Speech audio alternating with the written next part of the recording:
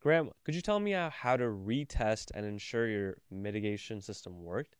I've talked about this before and I'll reiterate on this again. Once the mitigation system is installed, that is not the end all to everything here. It's crucial to retest your radon levels to confirm that the levels have dropped. Now, we usually come back not instantly. We don't want to do an instant test.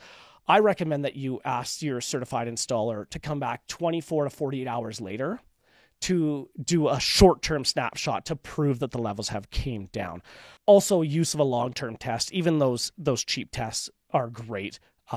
We love those, especially once the system's installed. You throw one of those cheap long-term tests in, come back 90 days later, send it to the lab, see what's going on.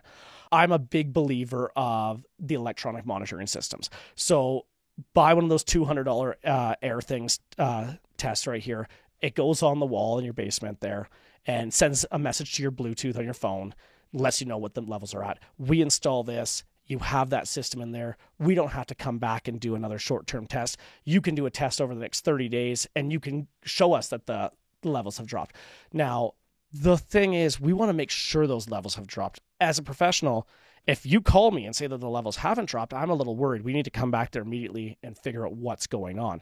Where if you don't test, you just assume that the levels have dropped. But what if the fan wasn't installed right? What if you didn't use a certified installer? He didn't really know what he was doing. He didn't dig a pit deep enough when he came through the slab. There's a lot of factors on there that could be skewing your results. So it is absolutely essential to make sure you retest radon levels after the mitigation system is installed, and no sooner than 24 hours, because there's still going to be radon levels in your house from pre-mitigation.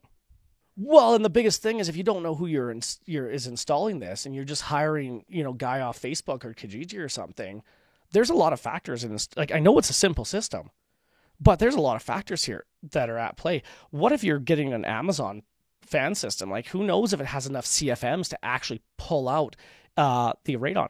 Now, we touched base a little bit earlier on square footage and what mitigation system you need based on the square footage of your basement. If you don't really know what you're doing, and someone like I have a 1,700, 1,800 square foot basement, if someone just put a one pump system in there and didn't have the right CFM fan, how do you know it's actually pulling out the around radon? Mm-hmm. And if you had sky high radon levels, you might still have sky high radon levels. It might be reduced, but they might still be sky high. So, always retest. It's a silent killer. It's not like the electrician or the plumber, where the plumber turns on a toilet and installs a new toilet, or the electrician puts a light on, and you can flush the toilet physically after. You can check the light. How do you know that this thing's actually working? You just got to take my word for it? Mm-hmm. No. Never take someone's word for it. Always see the data yourself.